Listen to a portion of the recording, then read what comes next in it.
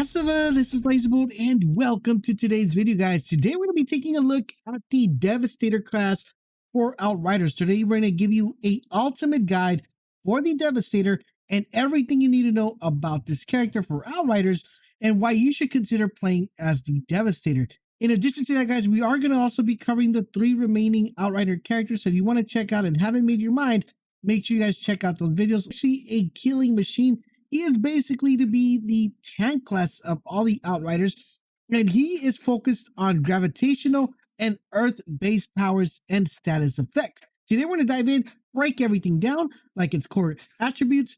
We're also going to break down its powers and its skill tree, and what are the best weapons to use with the Devastator. So if that sounds like something you're definitely interested, make sure you guys drop a like and let's roll. The Devastator is a wrecking machine, guys. Not only is it able to absorb damage, but it's able to deal a lot of damage as well, because built correctly, this character is a force of nature due to the fact that he's going to be focusing primarily on getting the majority of his attributes and skills from 3 fundamental attributes. Number 1 is kinetic, number 2 is projection, and number 3 is seismic. Now, there are 2 things that differentiate him from the other characters. Number 1 is his melee ability. As you guys know, every single character in Outriders has a melee ability, but his melee ability has a trick up its sleeve, and that is that when he melees, he's able to apply a status effect. He applies a status effect called bleed, which is going to make pretty much do damage over time. So it's going to allow you to not only hit the person with a nut of damage, but it's going to allow you to actually apply the status effect. Now you can see the status effect in the enemy you hit by the icon that's going to be showing here on the screen. You'll be able to determine if you did apply that status effect or you didn't. That's going to be extremely important that you get close and personal to the enemy to be able to apply this status effect.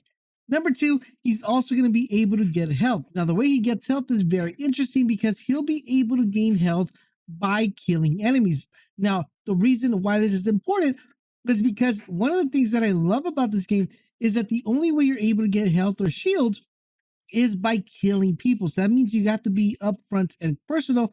But the way his health works is when you kill someone around the radius. So it's not like if you kill someone like 20 meters, like 200 meters out, you're going to get your health back. It has to be in the radius that you're close by. When you kill someone, you're going to be able to get your health back, and that's going to give you more health. Plus, in addition to that, it's also going to give you more armor. Now, the Devastator is the only class out of all of them that has the most health and has the most armor of all the other classes available in Outrider. All right, so now that we know that the Devastator, how he functions, what he's capable of doing, now let's talk about the powers he's going to be able to apply. Now, every single character in Outriders is able to have a total of 8 different powers. Now, out of these 8 different powers, you're only able to pick a total of 3 of them. You're going to be able to change this at any given time, even while you're in combat, which makes it really dope. So let's start off with the first one, which is called Earthquake. Earthquake releases a shockwave, damaging and knocking back enemies in the frontal cone. So, for example, it's like a shockwave. If you ever guys played Destiny, which I'm pretty sure the majority of you guys have, this class is very similar to the Titan. As you guys remember, the Titan had something very similar where it would send a shockwave in front of him. This is very similar to what Earthquake does. The next one we have is called Golem, which is pretty simple what it does. This one's fortify yourself against most damage. It's pretty much just taking cover, kind of like popping a Titan bubble if you have played Destiny.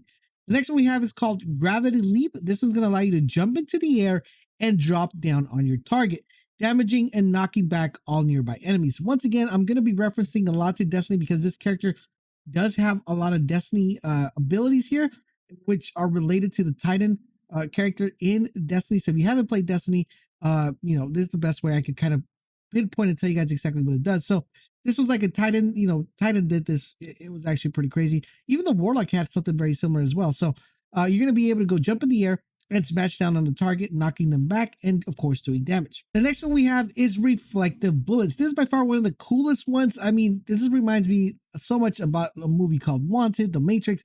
Really cool. Basically, reflective bullets, what it does is using reflective bullets will activate a shield directly in front of you. So you put up a shield in front of you, and this shield will block any incoming bullets. So basically, all the bullets are going to be kind of just floating in the air as you're getting shots. Now, the cool thing is once you guys, this ability gets completed or you cancel out the ability, you're going to send these bullets back to the enemy. This is really crazy, really awesome, and especially playing with a team, there's a good way to actually move around the battlefield while your team does other sort of stuff and mitigating the damage that they're able to get and protecting you from that damage, and in fact allowing you to do even more damage after you're done, your shield comes down. So really, really cool. I think one of the ones that's going to mostly get used for people who are planning to play the Devastator. The next one we have is called Impale. Now, this is actually pretty interesting, and the way you actually trigger this is very crazy, because basically what it does, Impale will let you select an enemy and interrupt them. So it just kind of like tumbles them down or makes them unstable. But if this enemy is about to die, you are able to do lethal damage. Then what it does is a stone spike will come out of the ground, sticking them in the ground, coming from the ground and sticking them, and kind of just putting them, and notice that they're about to die. This is actually pretty crazy because it has a lot of synergy with your skill tree and with weapon mods that allow you to do multiple spikes coming out of the ground. So really crazy, really cool. Now, in addition to that, if you guys do impale someone that's about to die, it's going to grant you more armor and more health regen for a total of 9 seconds. The next one we have is called TREMOR. This is going to create a series of explosions around you, each deal 302 damage and drain 197 health from the enemies within a medium radius around you. So this is actually pretty cool. It's like detonating a bunch of bombs like around you. And in addition to you doing that damage, it's going to drain health back from those enemies to you. So it's a really good, ability or power to have to get your health back and also get that nice crowd control.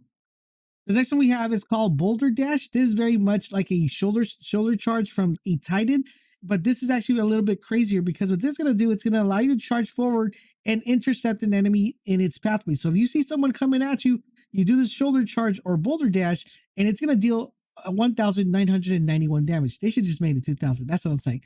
But in addition to you guys shoulder charging, at the end of this charge, so after the end that you hit someone or you don't hit someone, it's about to end, you're going to smash the ground like a Titan smash, and that's going to deal 1,991 damage. So really crazy, a lot of really crazy stuff. Not only is it going to damage the person that you're kind of slamming, but it's also going to damage the people who are around that radius of that smash. Really effective, really crazy. And paired with some really crazy skills here, you might be able to get some really awesome combos with different powers and, sync them together to create some crazy combos. The next one we have is called Endless Mass. Now, if you play Destiny, we never had this in particular for a character to use, but we had enemies that actually use this type of, of power. It's going to release a spinning obelisk, which sucks all nearby enemies towards them, and its gravitational center. So basically, you're gonna spawn a kind of like a obelisk, and then what that's gonna do, it's gonna pull all the enemies in, like kind of funnel them inside a cone. And then this is where things get crazy, because you could combo this perfectly with a couple of powers from your character. Like if you want to do like the BOULDERDASH, or you want to do the TREMOR, you want to do the gravity leap. You could tie in a lot of crazy stuff in here, but comboed with different characters that you're going to be playing with and with your teammates, there's going to be very crazy. A lot of things you could do with this one, especially for crowd control. Really crazy and really awesome. And that pretty much covers all the powers. Now it's time to dump into the skill tree so we can talk about what are the best weapons you're going to be able to use this character with, and why you should factor what kind of a skill tree you want to level up and which one you want to kind of maybe avoid. All right, so here we are in the skill tree, guys. Once again, the skill tree is divided into 3 nodes, and each skill tree is going to be beneficial for something that's going to be either, giving you health back, giving you power. So let's break these down. We have the first one, which is called Vanquisher. We have the second one, which is called Warden. And then we have the other one, which is called Seismic Shifter. Basically, guys, Vanquisher is going to give you everything that has to do with close range benefits. So anything that gives you health back, gives you, more damage, more armor in close range is going to be found in this tree. Now, in addition to that, you're also going to be able to pick up weapon bonuses here, and that you're not going to be able to pick up on any of the other nodes, which is going to be beneficial for shotguns and assault rifles. So you're thinking of running, like if you like using a lot of assault rifles and shotguns, this is definitely a character you got to consider, because this is the character that's going to have the most, be able to put the most damage with these type of weapons. The second nod we have in the skill tree is called Warden, and this is going to be primarily where you're going to be picking up your tankiness, and the one that you're going to want to be spending points into if you want to pick up bonuses like armor, health, and resistance. This is definitely the one you want to go with to make you like super duper. You want to play super duper tanky, this is definitely the way you want to go. The last one we have is called Seismic Shift, and this is going to be primarily if you're planning on using this character, not like a close quarter combat character, which is technically the way you want to play it, but you want to play a little bit mid-range. This is going to allow you to take a lot of benefits of that mid-range ability. In addition to that, it's going to let you do a lot of damage with your anomalies and bleed effects. So really important, really helpful. I think this one tied with Vanquisher would play very good fundamentally, like putting them together. But overall, in general, those are that's kind of like the breakdown of the skill tree. So guys, the Devastator is really good for assault rifles, really good for shotguns, and it's really good if you plan on playing a very tanky class. This is definitely the character for you.